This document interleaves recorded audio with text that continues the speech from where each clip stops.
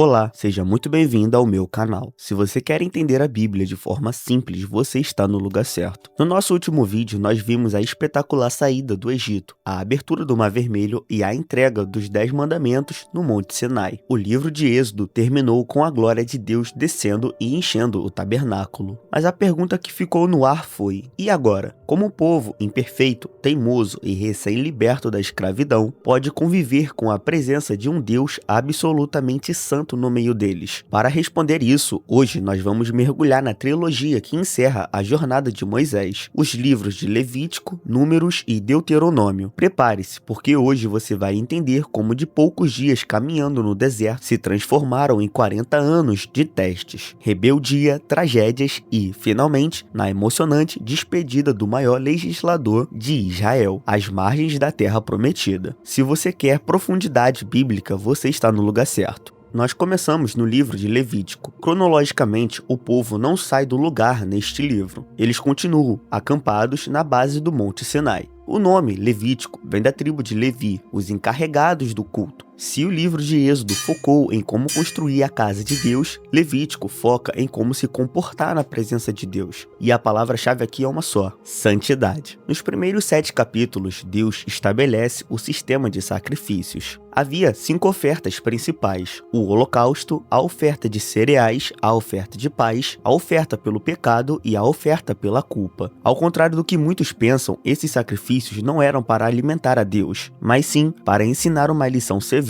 O pecado gera morte, e para haver reconciliação, a vida de um inocente precisa ser dada em substituição. No capítulo 8, Arão, irmão de Moisés, e seus filhos são finalmente consagrados como sacerdotes. O tabernáculo está funcionando. O fogo do céu consome as ofertas, a alegria é geral. Mas, no capítulo 10, o choque de realidade bate à porta de Israel. Nadab e Abiú, filhos de Arão, entram no tabernáculo e oferecem o que a Bíblia chama de fogo estranho, algo que Deus não havia ordenado. Imediatamente, o fogo saiu da presença de Deus e os consome. Eles morrem ali mesmo. Deus deixa claro, logo no início, que a sua presença traz vida para os que o respeitam, mas traz juízo para os que tratam o sagrado com desleixo. Daí em diante, Levítico dita as leis de pureza, animais puros e impuros, regras de higiene para doenças de pele e contaminações. Havia um forte caráter de saúde pública aqui, protegendo o povo de epidemias no deserto. Mas o objetivo principal era espiritual, fixar na mente dos hebreus que eles eram um povo separado de todas as outras nações. O ápice de Levítico entra no capítulo 16, o Yom Kippur, o dia da expiação. Uma vez por ano, o sumo sacerdote entrava no lugar santíssimo para purificar a nação. O ritual mais marcante envolvia 2 bodes. O primeiro era sacrificado pelo pecado do povo. Já o segundo bode, o sacerdote confessava todos os pecados de Israel e o enviava vivo para o deserto profundo. Era o bode expiatório, um símbolo visual poderosíssimo de que Deus não estava apenas perdoando os pecados, mas enviando as transgressões deles para bem longe da sua presença. Entramos agora no livro de Números. No original, em hebraico, este livro se chama Bemidbar, que significa literalmente no deserto. Esse título reflete perfeitamente o livro, que cobre um período de 40 anos de caminhada. O livro começa com o censo militar de todos os homens aptos para a guerra, por isso o nome ocidental de Números. Com o censo feito, Deus organiza o acampamento. O tabernáculo ficava exatamente no centro, e as 12 tribos acampavam ao redor, formando um quadrado perfeito. O recado era claro: Deus deve ser o centro de toda a vida comunitária. No capítulo 10, a nuvem de glória se move. Israel finalmente deixa o Monte Sinai e começa a marchar, mas a teoria de Levítico falha na prática de Números. Quase que imediatamente a murmuração começa. O povo reclama do cansaço, reclama que o maná é enjoativo e chora sentindo saudades das cebolas, do alho e dos peixes do Egito. Eles esqueceram o chicote da escravidão e lembraram apenas do cardápio. A insatisfação é tão contagiosa que nos capítulos 11 e 12, até mesmo Miriam e Arão, irmãos de Moisés, se rebelam contra a liderança dele. Miriam é punida com lepra e precisa ficar isolada do acampamento por 7 dias, até ser curada pela intercessão de Moisés. Mas a grande crise da história de Israel acontece nos capítulos 13 e 14, em Cádiz Barneia. O povo está na fronteira inteira da terra prometida. Moisés envia 12 espias, um de cada tribo, para reconhecer a terra de Canaã. 40 dias depois, eles voltam. A terra é incrível, mas 10 dos espias trazem um relatório aterrorizante. A terra é cheia de gigantes, as cidades são fortificadas e nós parecíamos gafanhotos diante deles. Apenas 2 espias, Josué e Caleb, dizem: O Senhor é conosco, não os temais, nós podemos conquistar. Mas o povo escolhe o medo. Eles choram a noite toda, se rebelam contra Moisés e planejam escolher um novo líder para voltar ao Egito. A incredulidade do povo esgota a paciência divina. Por 40 dias vocês espionaram a terra. Por 40 anos vocês sofrerão pelos seus pecados.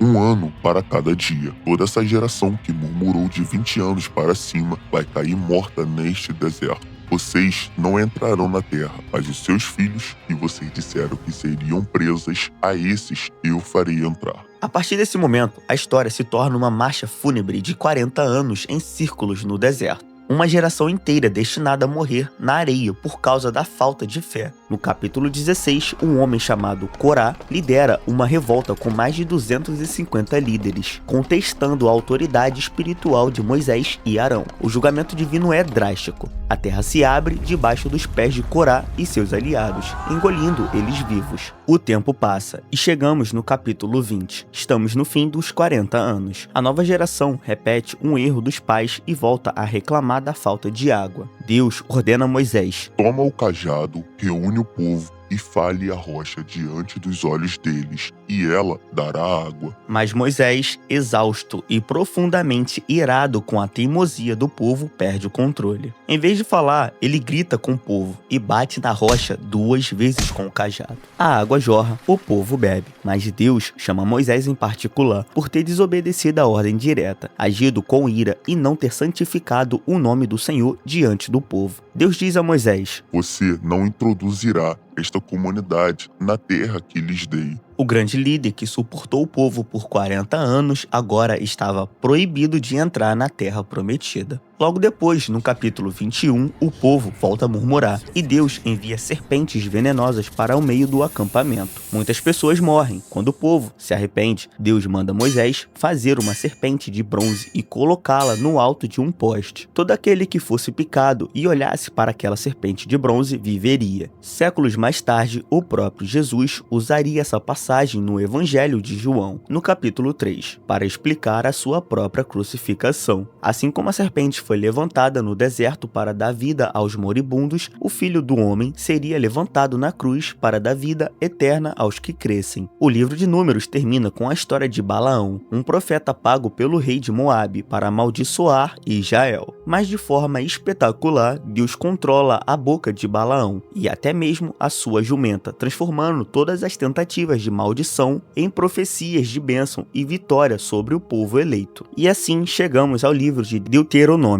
O cenário mudou completamente. Os 40 anos se passaram. Toda a geração rebelde que saiu do Egito morreu no deserto. O povo agora está acampado nas planícies de Moabe, olhando para o rio Jordão. Do outro lado está a terra prometida. A população que está ali é uma nova geração. Eles eram crianças ou nem tinham nascido quando o Mar Vermelho abriu ou quando os 10 mandamentos foram entregues no Monte Sinai. Moisés sabe que o seu tempo acabou e que não vai atravessar o rio. Por isso, o livro de Deuteronômio, que significa segundo a lei, é, na verdade, uma série de discursos de despedidas de Moisés para preparar o coração dessa nova geração. Moisés recapitula a história nos primeiros capítulos, lembrando os jovens dos milagres de Deus e principalmente dos erros catastróficos de seus pais, para que a história não se repita. No capítulo 6, Moisés entrega o coração da teologia bíblica, o chamado Shema Israel, que os judeus recitam todos os dias até hoje. Ouve, Israel, o Senhor, nosso Deus, é o único Senhor. Amarás, pois, o Senhor teu Deus de todo o teu coração e de toda a tua alma e de todas as tuas forças. Moisés ensina que a obediência a Deus não deve ser baseada apenas no medo, mas no amor e na gratidão. Nos capítulos 27 e 28, Moisés propõe uma escolha solene e dramática. Ele divide o povo e coloca diante deles as bênçãos e as maldições. Se a nação for fiel à aliança, eles teriam chuvas, colheitas fartas, paz e vitória sobre os inimigos.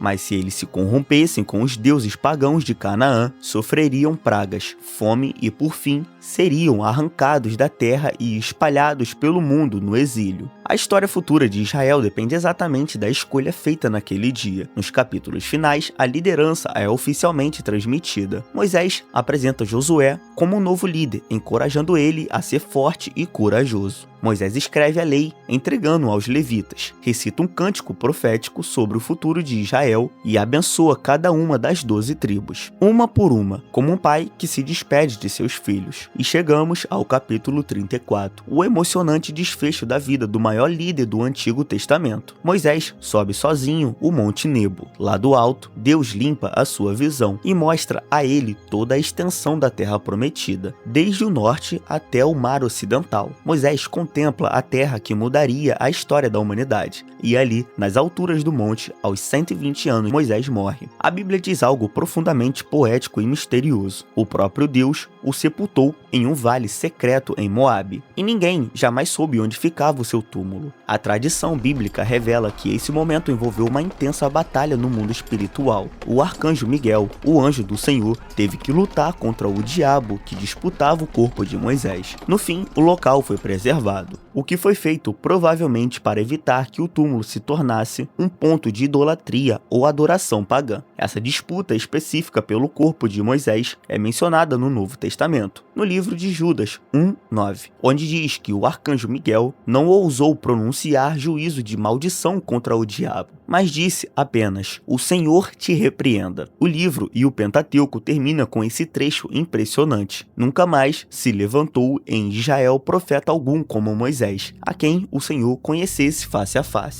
Com a morte de Moisés, termina a grande jornada do deserto. Levítico nos mostrou a exigência da santidade. Números nos mostrou o perigo da incredulidade. E Deuteronômio nos mostrou a importância da fidelidade. O povo que começou como um bando de escravos traumatizados no Egito, agora é uma nação disciplinada, armada com a lei de Deus e pronta para cruzar o Jordão, sob o comando de Josué. Se você gostou dessa jornada profunda pelos 3 livros centrais do deserto, não se esqueça de deixar o seu gostei, se inscrever no canal e ativar as notificações. No próximo vídeo, as trombetas vão tocar e as muralhas vão cair, porque nós vamos começar a conquistar da Terra Prometida no livro de Josué. Que Deus te abençoe e até a próxima.